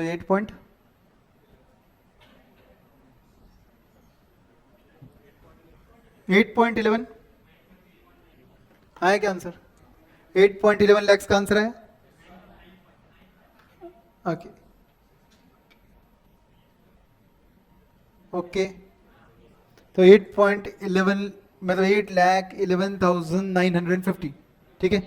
तो ये आपके जो मटेरियल है उसमें आंसर 8,05,000 कुछ है, क्योंकि वो 3 और हर एक ईयर का अलग अलग है, और आपका 1-5 है और 4 डेसिमल है। पीवीएफ लिया आपने, इसलिए आपके डिफरेंस आ रहा है आंसर में। कंसेप्ट समझा क्या? तो ऐसे क्वेश्चन में पहले क्या निकालना चाहिए बताइए? Expected cash flow. कैसे निकालेंगे? Cash flows into probability total, cash flow into probability total, that gives you expected cash flow. And फिर एक्सपेक्टेड कैश फ्लो को, इनफ्लो आउटफ्लो को लेके एनपीवी निकाला आपने। अब ये बोल रहे हैं आपको calculate worst case NPV, best case NPV, worst case NPV and best case. Worst case मतलब क्या हुआ? 0 ईयर का आउटफ्लो तो 90 लाख ही रहेगा। वर्स्ट केस में हर साल 1-5 कितना मिलना चाहिए? कितना? 20 लाख। वर्स्ट केस अगर कंफर्म है तो प्रोबेबिलिटी की क्या जरूरत है? फिर तो प्रोबेबिलिटी 1 बन जाएगी ना। वर्स्ट केस अगर कंफर्म है तो उसकी प्रोबेबिलिटी कितनी है? 1। तो फिर मेरा वर्स्ट केस का इनफ्लो कितना लूंगा मैं? 20 lakh. And terminal cash flow कितना लूंगा मैं वर्स्ट केस में? 0। समझे क्या? 0। फिर अब मेरा आंसर कैसे आएगा? Your cash flow discounting factor at what rate? 18% DCF। Worst case solve कर रहा हूं मैं। 0th ईयर का आउटफ्लो 90 लाख, 1-5 एवरी ईयर का इनफ्लो 20 लाख, 5th ईयर का इनफ्लो 0। That's it.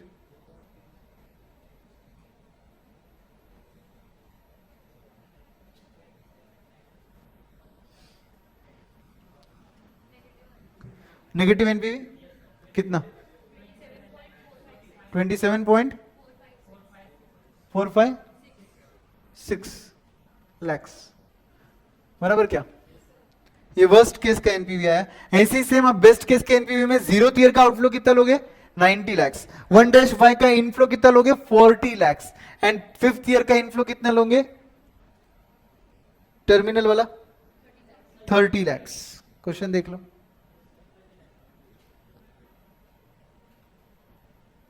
दिख रहा है क्या आपको? बेस्ट केस में 40 लैक्स आ जाएगा एंड ये आपका टर्मिनल कैश फ्लो आ जाएगा बेस्ट केस में। इससे ऑब्वियसली एनपीवी पॉजिटिव आएगा आपका। Now the last question they are asking is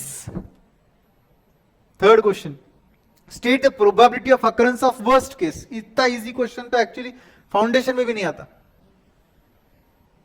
बोलिए probability of worst case scenario कितना है? 0.2, 20% मतलब 0.2। अरे वो तो क्वेश्चन में छपा हुआ है ना, ये देखो। करेक्ट है क्या?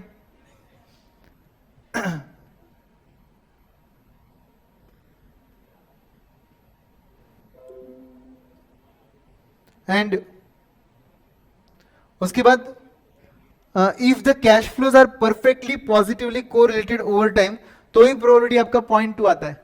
परफेक्टली पॉजिटिवली कोरिलेटेड मतलब क्या? कोरिलेशन रिग्रेशन पढ़ा रहेगा आपने फाउंडेशन में. परफेक्टली पॉजिटिवली कोरिलेटेड मतलब हर ईयर का इंडिपेंडेंट अलग अलग. तो 0.2 0.2 0.2, तो ये प्रोबेबिलिटी कितना हो गया? ओवरऑल 0.2 का प्रोबेबिलिटी हो गया.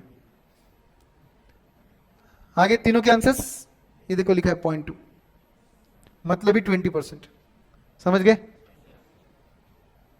हो गया क्या? चलिए, तो ये था आपका chapter number 8. We are done with 6 chapters. Now coming to dividend decisions. शुरू करें? सब लोग रेडी है? हमारे पास बहुत टाइम है अभी, 40 मिनट्स है. 40 मिनट्स में तो आपके बहुत कॉन्सेप्ट्स क्लियर हो जाएंगे. ठीक है, और आज आप डिविडेंड डिसीजन वाला चैप्टर पूरा सॉल्व कर पाओगे आपके बलबूते पर. जो भी डिफिकल्टीज आएंगी उसको हम लोग कल डिस्कस करेंगे. ऑफ कोर्स आपको और बेटर समझेगा. ठीक है, तो आपके डिविडेंड डिसीजन का चैप्टर कौन सा है? Chapter number 9.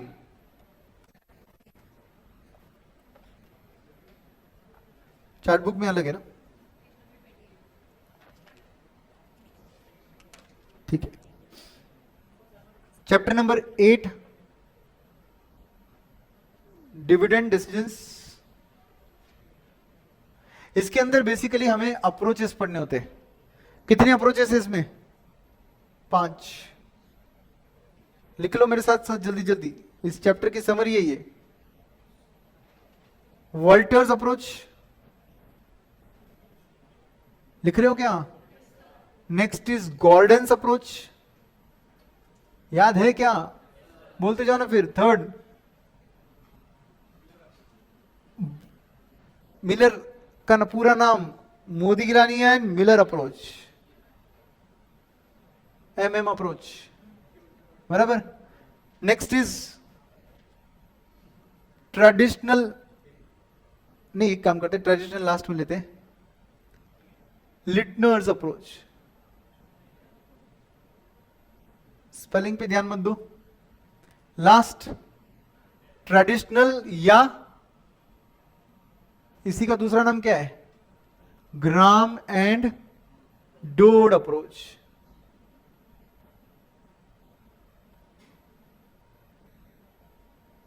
तो इस चैप्टर में एक्चुअली इन सभी अप्रोचेस को हमें पढ़ना है. उसके साथ साथ कुछ कॉन्सेप्ट्स देखने हैं, जैसे कि bonus shares, split, reverse split, right issue of share.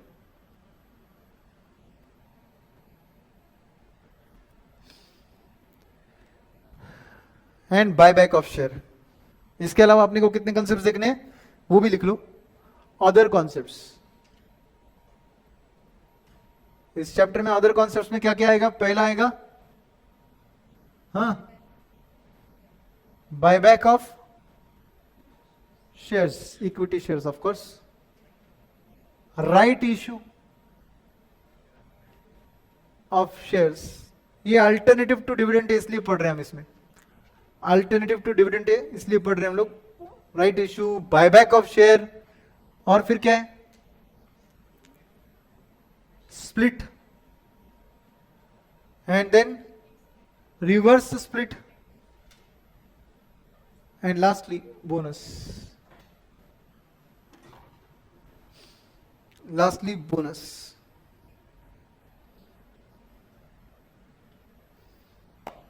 Done. तो बस ये चैप्टर इतना सही है. अब बात करते हैं सबसे पहले वॉल्टर्स अप्रोच की.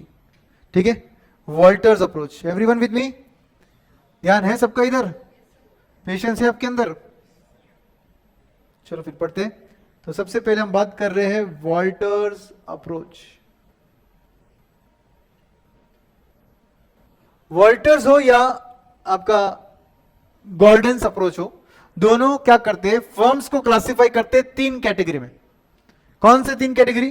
Growth firm, stable firm, declining firm. Growth firm, stable firm, declining firm. Growth firm इनके अनुसार कौन सी फर्म होती है? जहां पर R is greater than K. Growth firm कौन सी होती है? बोलो. R greater than K, growth firm.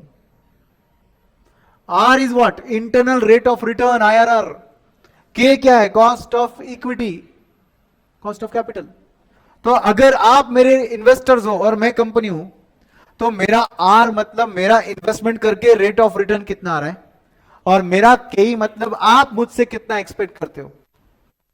Obviously आप मुझसे एक्सपेक्ट करते हो 15%, दैट इज के, बट मेरा आर 25% है. ऑब्वियसली इसका मतलब आप जितना एक्सपेक्ट कर रहे हो मैं उससे ज्यादा कमा रहा हूं. आप खुद के बलबूते कितना कमा सकते थे उतना मुझसे एक्सपेक्ट कर रहे हो 15%, बट मैं मेरे बलबूते कितना कमा रहा हूं 25. वो आपके पैसों पे ही कमाया जा रहा है ना, आप इक्विटी इन्वेस्टर्स हो. तो मेरी फर्म ग्रोथ फर्म बन गई. ये फर्म को ये मॉडल बोलता है कि तू डिविडेंड कम से कम दे. इसमें डिविडेंड क्या होना चाहिए? कम से कम डिविडेंड कितना होता है? 0%.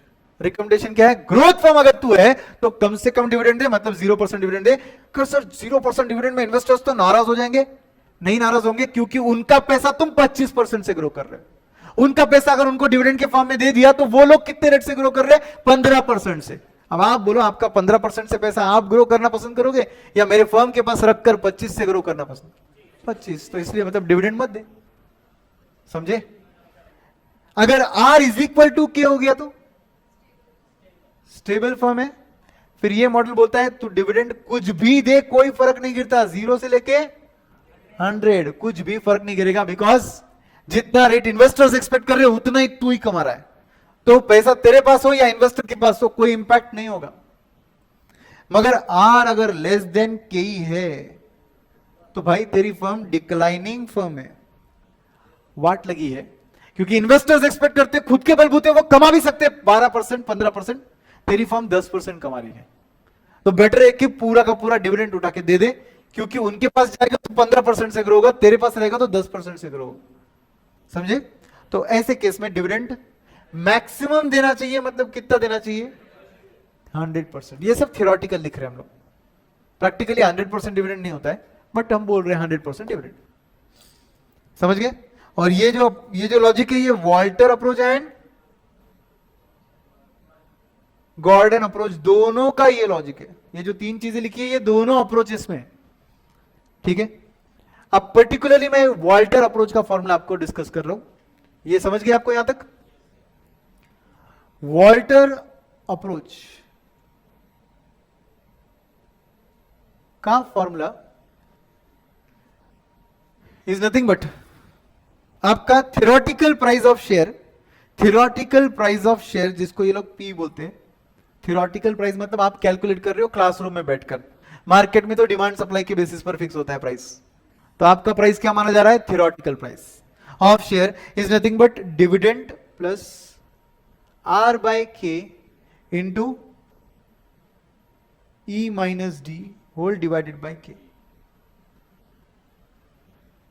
के मतलब के ही है यहां पर पूरे चैप्टर में. तो R by K whole divide by K. What is D? Dividend. And what is R? Rate of return. What is E? EPS. What is D? DPS, dividend. So सिर्फ 2 मिनट के लिए देखिए ये ब्रैकेट में क्या है? अर्निंग माइनस डिविडेंड मतलब क्या हुआ? Earning minus dividend is retained earnings. यार तो रिटेन अर्निंग का कॉस्ट हो गया. ई माइनस डी क्या होता है? Retained earnings. ओके? तो रिटेन अर्निंग पर जो कंपनी कमा रही है उसको बोलते हैं R. R is the rate of return ना. तो ये फॉर्मूला क्या बोलते हैं कि सी आपने पहले कॉस्ट ऑफ कैपिटल में फॉर्मूला पढ़ा था.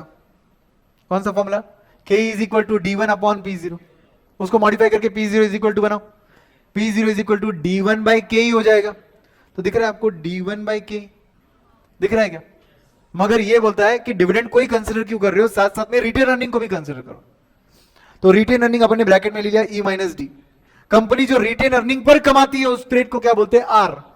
तो रिटेन अर्निंग पे जो कमाई हो रही है उसको अगर मल्टीप्लाई करेंगे तो एवरी ईयर इन्फिनिट ईयर्स का कमाई मिलेगा अपने को. उसको डिस्काउंट करने के लिए डिवाइडेड बाय के ही कर रहे हैं. A by R.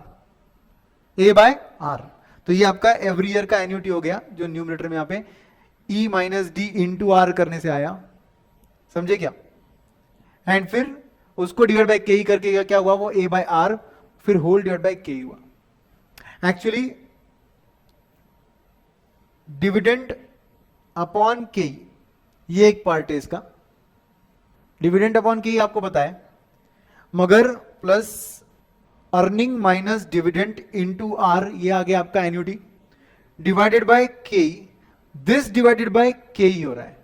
तो डबल डिवाइड बाय के क्यों कर रहे हैं, क्योंकि ए बाय आर से आपने क्या कर लिया, इनफाइनाइट ईयर्स के रिटेन अर्निंग पर की कमाई का प्रेजेंट वैल्यू निकाल लिया, मगर जो कमा रहे हैं वो भी तो री इन्वेस्ट हो रहा है, जो कमा रहे हैं वो भी तो री इन्वेस्ट हो रहा है, तो उससे क्या और एन्युटी रेडी हो रही है, उसका प्रेजेंट वैल्यू निकालने के लिए अपन उसको डबल डिवाइड बाय के कर रहे हैं। समझे? कंसेप्चुअली ज्यादा जाओ मत, सिंपल सोचो, क्योंकि ये रैपिड रिवीजन है, तो और नहीं तो एन नंबर ऑफ एग्जांपल लेकर आपको बता देता कि ये फॉर्मूला और कैसे कन्विंसिंगली आता है। तो अब ये दोनों को मर्ज करेंगे तो ये कॉमन डिनोमिनेटर हो जाएगा ना इनका, तो ये फॉर्मूला बनेगा कि नहीं?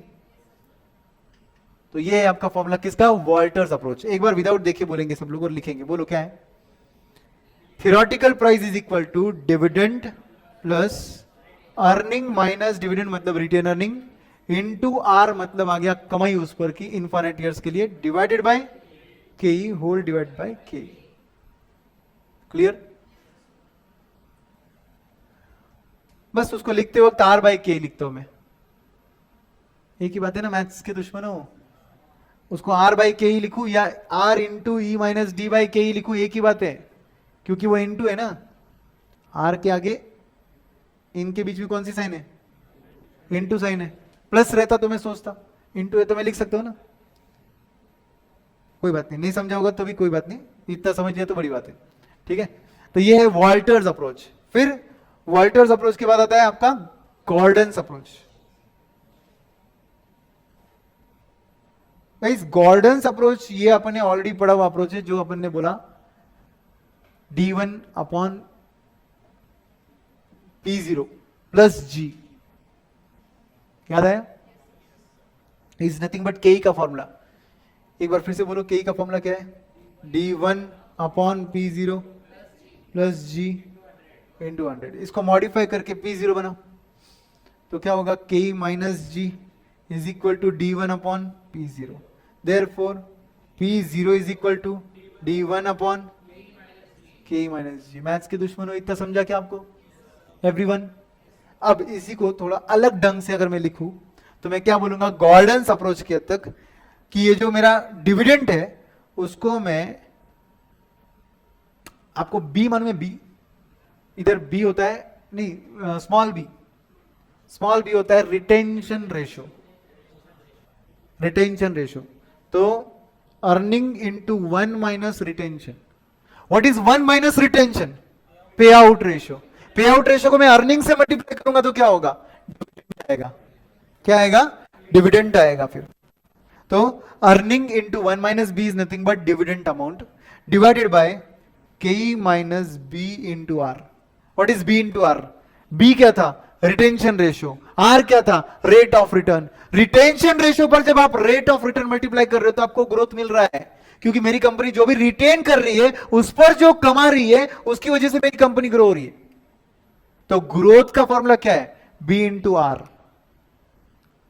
कंसेप्ट क्लियर है? यस।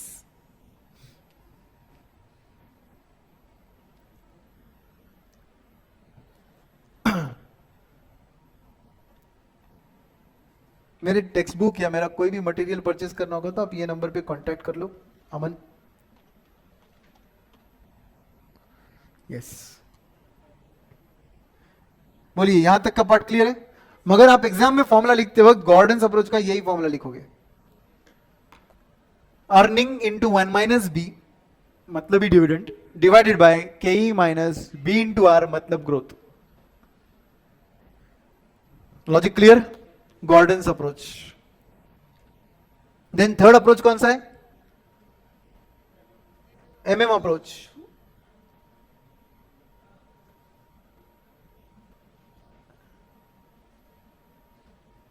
गाइस एमएम अप्रोच में क्या होता है, एमएम अप्रोच में क्या होता है,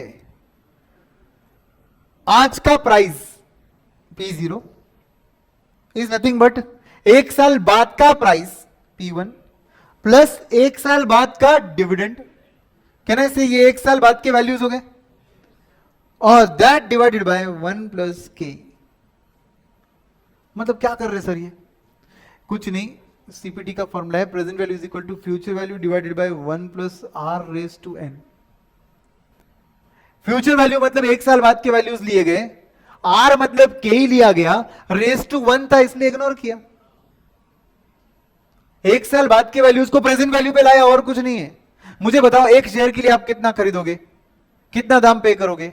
जितना उसका 1 साल बाद प्राइस रहेगा प्लस 1 साल बाद जितना वो आपको डिविडेंड देगा, 1 साल बाद जितना भी आपका प्राइस रहेगा प्लस 1 साल बाद जितना भी आपको वो डिविडेंड देगा, उसको आप 1 साल से डिस्काउंट करो और आज की वैल्यू आ गई आपके पास। समझे? और इसी के बेसिस पर आप P1 का भी फॉर्मूला निकाल सकते हो ना। P1 इज इक्वल टू क्या होगा? ये फ्यूचर वैल्यू का फॉर्मूला यूज करेंगे। फ्यूचर वैल्यू क्या होता है? Present value into 1 plus R raise to N. वैसी सेम आपके पास क्या होगा? प्रेजेंट वैल्यू मतलब क्या होगा? Current price into 1 plus K and फिर माइनस D1। मैथमेटिकली चेंज करके देख लो। 1 साल बाद का प्राइस इज नथिंग बट आज के प्राइस को कंपाउंड किया 1 साल के लिए, और 1 साल बाद जो डिविडेंड हमको कंपनी दे रही है वो प्राइस में से लेस किया। सर वो प्राइस में से लेस क्यों हो रहा है?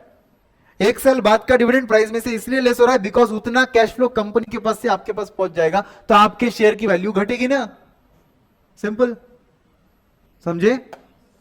So this is MM approach के 2 फॉर्मूलेस। एमएम अप्रोच के पास एक और फॉर्मूला है वैल्यू ऑफ फर्म के लिए, बट वो फॉर्मूला थोड़ा सा अपने को अलग ढंग से समझना पड़ेगा पहले। उसके लिए अपने पास अगर क्वेश्चन रहेगा तो और बेटर समझेगा। मैं पहले सिर्फ फॉर्मूला लिखा के देता हूं आपको, ठीक है? वैल्यू ऑफ फर्म लिख लो formula. Value of firm is equal to N मतलब नंबर ऑफ शेयर्स जितने आपके पास अभी है, एन मतलब नंबर ऑफ शेयर्स जितने आपके पास आज है, प्लस N1 मतलब या डेल्टा एन मतलब न्यू नंबर ऑफ शेयर्स जो आप इशू करोगे ईयर के एंड पे। तो ये बन गए total number of shares year के एंड पर। Do you agree? एंड ये total number of shares year के एंड को अगर मैं P1 से मल्टीप्लाई करूंगा तो ये उन शेयर्स की वैल्यू ईयर के एंड पे आ जाएगी। उन शेयर्स की वैल्यू जो ईयर के एंड में आई है उसमें से हमको माइनस करना होता है I minus E, investment minus earning. Investment minus earning. Suppose investment करना है हमको 1 साल के बाद 20 लाख का, अर्निंग अपने पास है 5 लाख की, तो एक्स्ट्रा पैसा कितना रिक्वायर्ड है? 15 लाख। वो हमने माइनस कर दिया क्योंकि वो 15 लाख हम न्यू शेयर से लेकर आए, इसलिए हमने वो पैसा क्या कर दिया? लेस कर दिया। And that should be divided by 1 plus के, क्योंकि ये सब 1 साल बाद की बातें चल रही है, तो इनको किससे डिवाइड करेंगे? 1 प्लस के से डिवाइड करेंगे। तो ये मिल गया आपको वैल्यू ऑफ फर्म। बोलो वैल्यू ऑफ फर्म का फॉर्मूला क्या है? N plus N1 that is total number of shares into P1 मतलब price at the end of the year, minus I minus E। What is I? Investment at the end of the year. What is E? Earnings at the end of the year.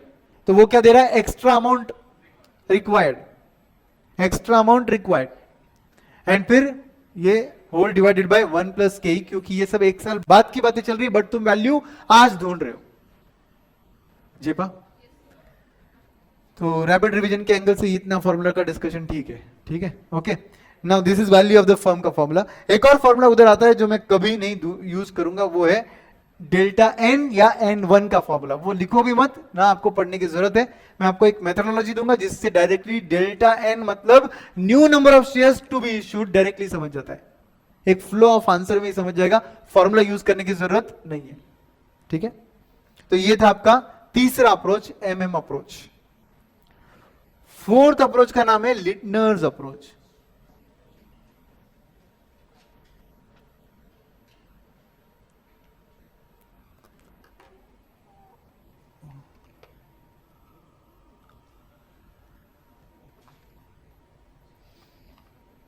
लिटनर्स approach ये बोलता है कि इस साल आप dividend कितना दोगे, dividend in time T, कितना आपने देना चाहिए डिविडेंड इन टाइम टी। मतलब अभी अगर टाइम टी चल रहा है, मतलब अभी का ईयर चल रहा है, तो अभी के ईयर में आपने कितना डिविडेंड देना चाहिए। उसके लिए जो फॉर्मूला है ना, वो आप डिविडेंड इन टाइम टी बोलो या उसको D1 बुलाओ, एक ही बात है। D1 मतलब क्या, इस साल के ईयर के एंड में आप कितना डिविडेंड दोगे, ठीक है।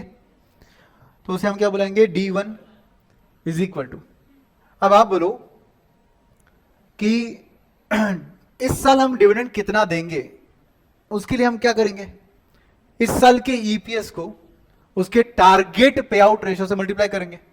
इस साल का ईपीएस मल्टीप्लाइड बाय टारगेट पे आउट, मतलब क्या हुआ, उस ईपीएस में से हमें कितना पे आउट करने की इच्छा है। समझे क्या, लिखो मत, मैं सीक्वेंस चेंज करने वाला हूं, पहले ध्यान दो। इस साल का ईपीएस सपोज 10 रुपए, तो यहां पे आएगा 10 रुपए इनटू, मुझे टारगेट पे आउट करने की इच्छा है 60%, तो मैं बोल दूंगा इनटू 60%। तो लॉजिकली मैंने 6 रुपए का डिविडेंड देना चाहिए, मगर लास्ट ईयर मैंने डिविडेंड दिया था सिर्फ 2 रुपए। कितने का डिविडेंड दिया था, सिर्फ 2 रुपए का दिया था। इसका मतलब इस बार मुझे एक्स्ट्रा कितना देने की इच्छा है, 4 रुपीज एक्स्ट्रा देने की इच्छा है। एक्स्ट्रा मतलब लास्ट ईयर से ज्यादा। अचानक से 4 रुपए एक्स्ट्रा बढ़ा दूं क्या, 2 रुपए का फिगर अचानक से 4 से बढ़ जाएगा तो बहुत ज्यादा हैरानी हो जाएगी मार्केट में, कंपनी के कैश फ्लोज भी हिल सकते हैं अचानक से। तो अपन क्या करते हैं, इसको मल्टीप्लाई करते हैं एडजस्टमेंट फैक्टर के साथ। What is this adjustment factor, ये जो 4 रुपए मुझे एक्स्ट्रा देना है, मैं चाहता हूं कि मैं 50% इस बार एडजस्ट करूं, मतलब 4 रुपए की जगह इस बार मैं सिर्फ 2 रुपए दे दूं। अगले बार मैं एडजस्टमेंट फैक्टर बढ़ाकर 70 कर दूंगा, 0.7। उसकी अगली बार मैं एडजस्टमेंट फैक्टर को कितना कर दूंगा, अभी इसको 50% बोलने से अच्छा क्या लिखते हैं, ये इंटू 0.5। अगली बार हो जाएगा 0.6 या 0.7 या 0.8, अगली बार हो जाएगा, उसके अगली बार हो जाएगा 0.9। धीरे धीरे वो एडजस्टमेंट फैक्टर 1 की तरफ जा रहा है, मतलब धीरे धीरे वो जो मेरा टारगेट पे आउट है दिमाग में, वो अचीव हो रहा है। झटके से अचीव नहीं हो रहा है, धीरे धीरे हो रहा है। तो इसका आंसर कितना आता है, 4 रुपए इंटू 0.5 मतलब 2 रुपए। तो इन सब के अलावा प्लस मैंने लास्ट ईयर जितना डिविडेंड दिया था उतना तो देना ही चाहिए ना। तो लास्ट ईयर कितना डिविडेंड था मेरे एग्जांपल में, 2 रुपए। तो टोटल डिविडेंड मेरा इस बार का 4 रुपए हो जाएगा।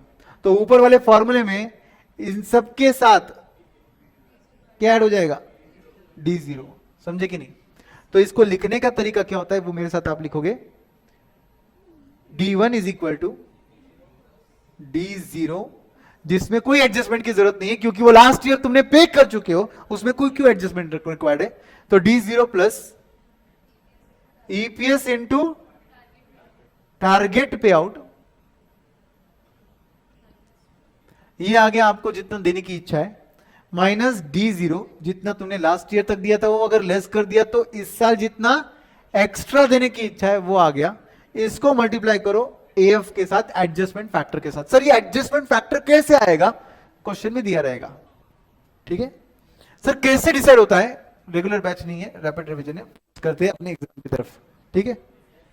यहां तक का पिक्चर क्लियर है। तो ये था आपका लिटनर्स अप्रोच। इसके बाद नेक्स्ट अप्रोच आता है आपका, लास्ट अप्रोच आता है जिसका नाम है ग्राम एंड डोड या traditional approach. Fifth approach traditional और Graham and Dodd approach.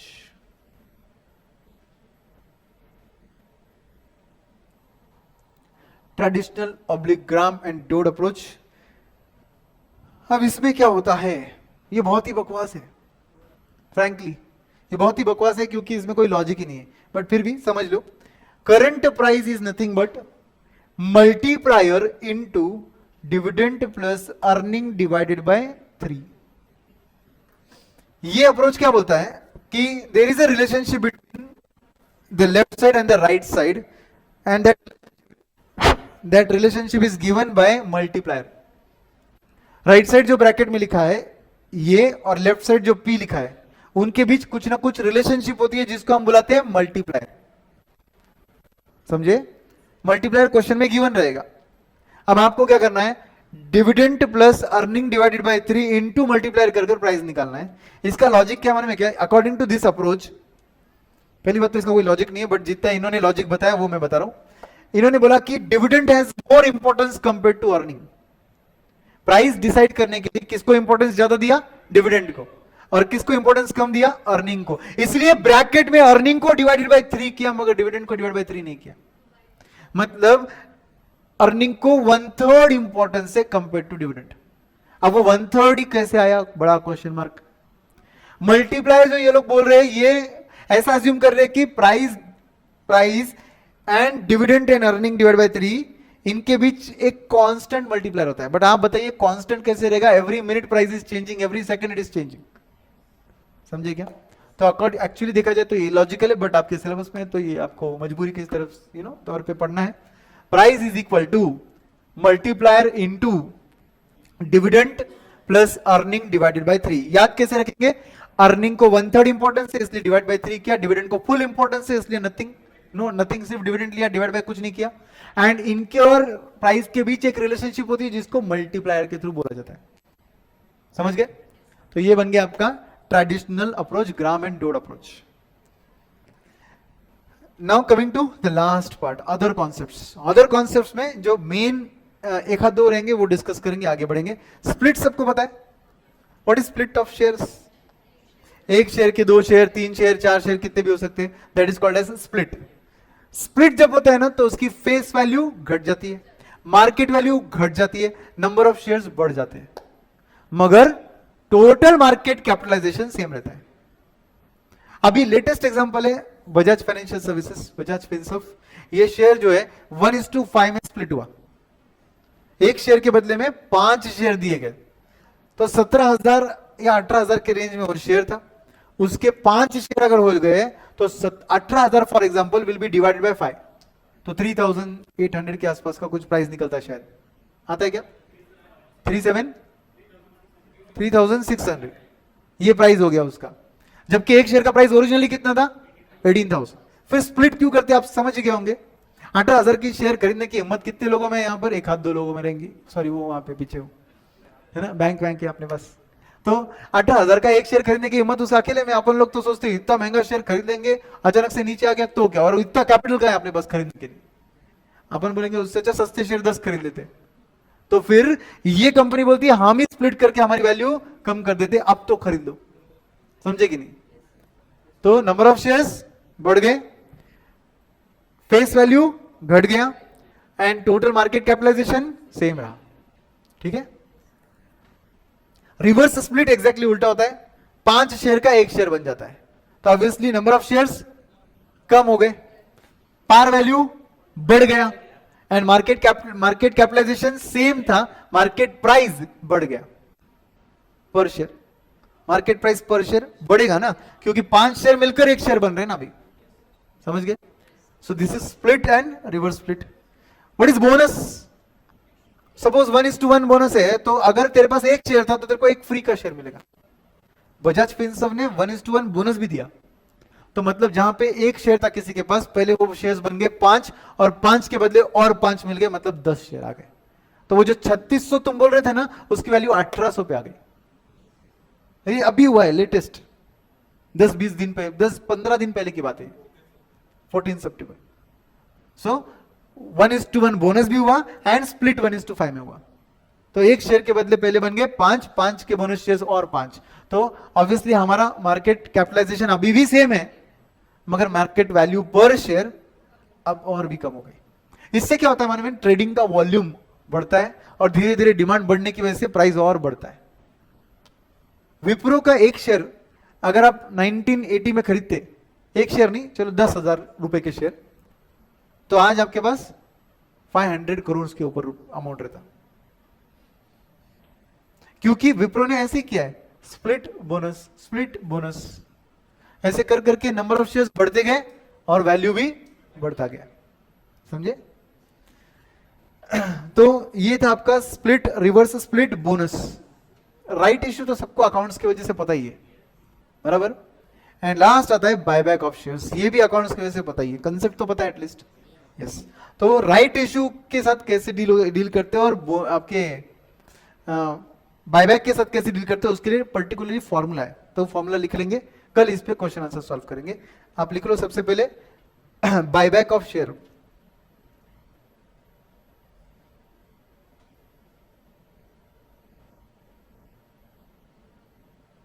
Buyback price,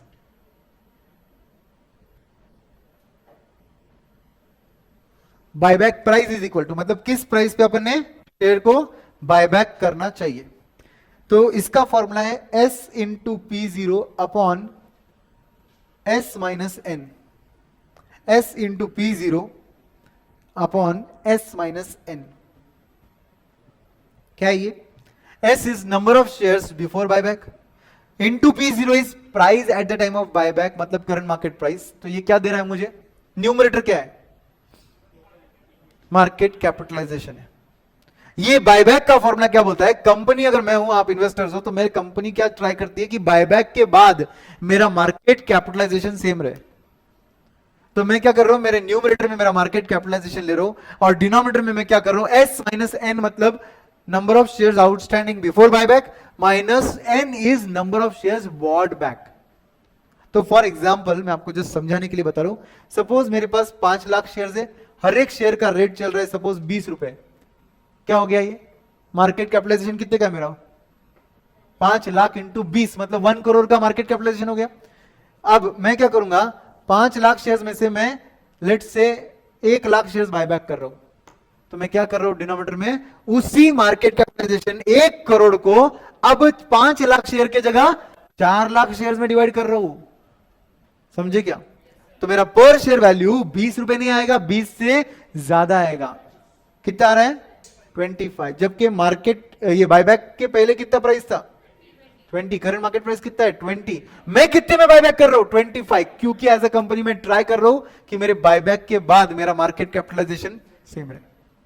इस फॉर्मूले को अगर याद रखना है तो बस एक फंडा याद रखो, हर कंपनी बायबैक के बाद अपना मार्केट कैपिटलाइजेशन सेम रखना चाहेगा। अगर वो सेम रखना चाहेगा तो वो क्या करेगा, उस मार्केट कैप को divided by remaining number of shares में डिस्ट्रीब्यूट करेगा।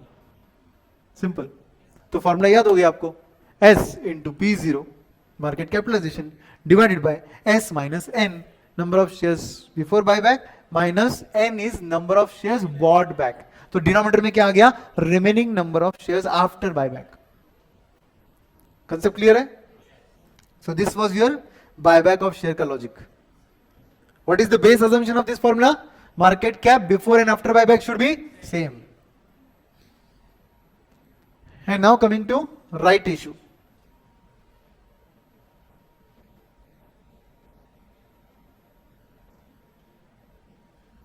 आप सबको पता है राइट इश्यू ऑफ शेयर क्यों होता है? ताकि अल्टीमेट कंट्रोल हमारी कंपनी का डाइल्यूट ना हो, दूसरे नए शेयर होल्डर्स ऐड ना हो। हमारे एग्जिस्टिंग शेयर होल्डर्स ही हमारे शेयर्स को सब्सक्राइब कर लेंगे तो क्या होगा? हाँ, क्या होगा? फिर कंट्रोल बाहर वालों के पास नहीं जाएगा। फिर उसके लिए राइट इश्यू के अंदर there are some formulas, like for example ex right price. क्या क्या फॉर्मूला है? Ex right price.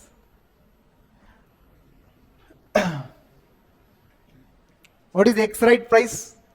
एक्स तो बताने की जरूरत नहीं आपको, आपको तो पता ही है एक्स का मतलब क्या होता है। एक्स राइट प्राइस मतलब क्या हुआ? राइट इश्यू के बाद का price is ex right price. और इसका फॉर्मूला क्या है? M into N. What is M into N? M is cum right price into N is the number of shares before the right issue plus subscription price, that is S, divided by n plus 1। अब ये क्या हो गया? ये क्या चीज है? For example m क्या बोला मैंने आपको? कम राइट प्राइस। सपोज आपका कम राइट प्राइस 200 रुपए था, और into n is the number of shares required for one right issue. Number of shares required for one right issue is suppose 4 share. मतलब अगर तेरे पास 4 शेयर है तो तू एक राइट इशू का शेयर खरीद सकता है। समझा क्या? तो कहने से 2 मिनट के लिए सोचो, आप इन्वेस्टर हो, आपके पास 4 शेयर कितने रुपए के? 200 रुपए के 4 शेयर है। आप कहने से आपके पास 800 रुपए के वर्थ के शेयर है, प्लस आपने कंपनी को क्या किया? 120 रुपए दिया अलग से। क्या? वो एक शेयर का सब्सक्रिप्शन प्राइस। तो ये आ गया 120 रुपए।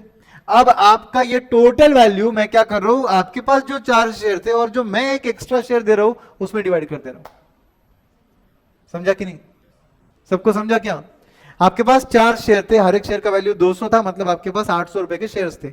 आपने अलग से 120 रुपए दिया और आपको एक शेयर मिला, तो मैंने क्या किया, आपके टोटल वैल्यू 800 प्लस 120 को डिवाइड कर दिया।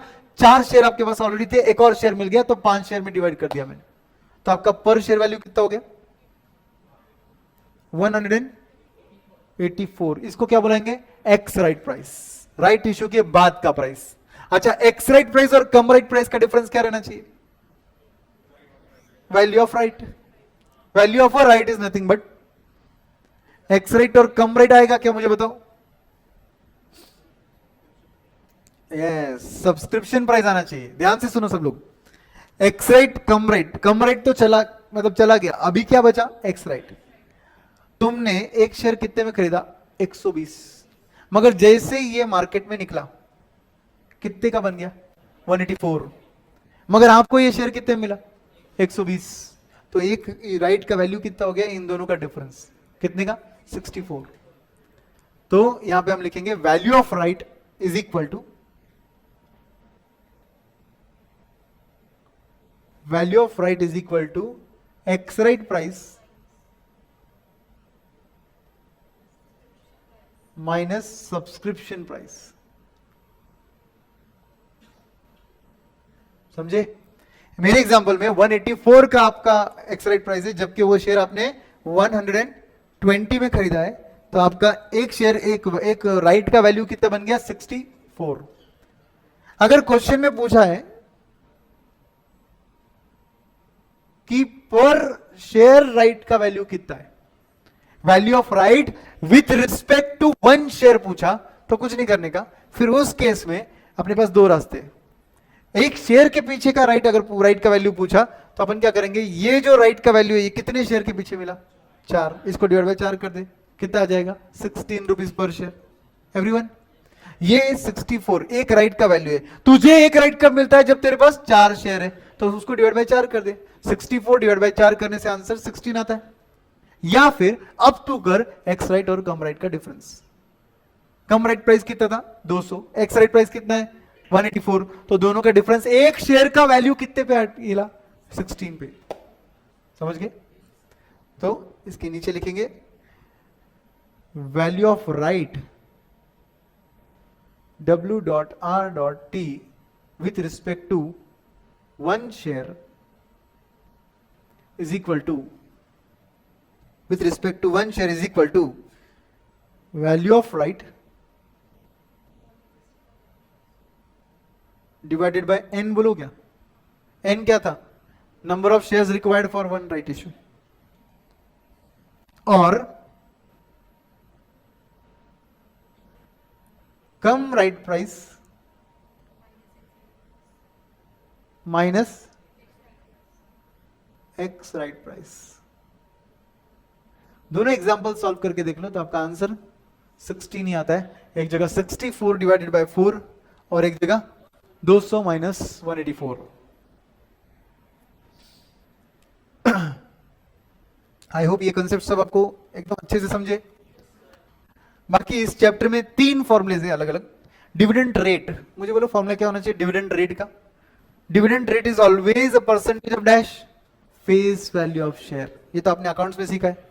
When a company declares a dividend of 20%, it is nothing but face value 10 रुपए, उसका 20% मतलब 2 रुपए का डिविडेंड हुआ। तो फॉर्मूला क्या बनना चाहिए? Dividend per share upon face value पर शेयर इनटू 100। करेक्ट। दूसरा फॉर्मूला आता है डिविडेंड पे आउट रेशियो का।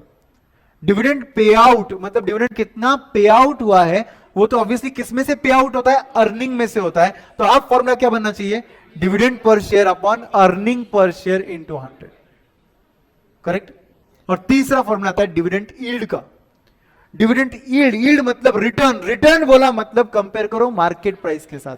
तो फॉर्मूला क्या बनना चाहिए? डीपीएस मतलब dividend per share upon MPS मतलब market price per share into 100। लिख लो ये तीनों फॉर्मूलेस। पहला dividend rate is equal to dividend per share upon face value into 100। लिख रहे हो क्या?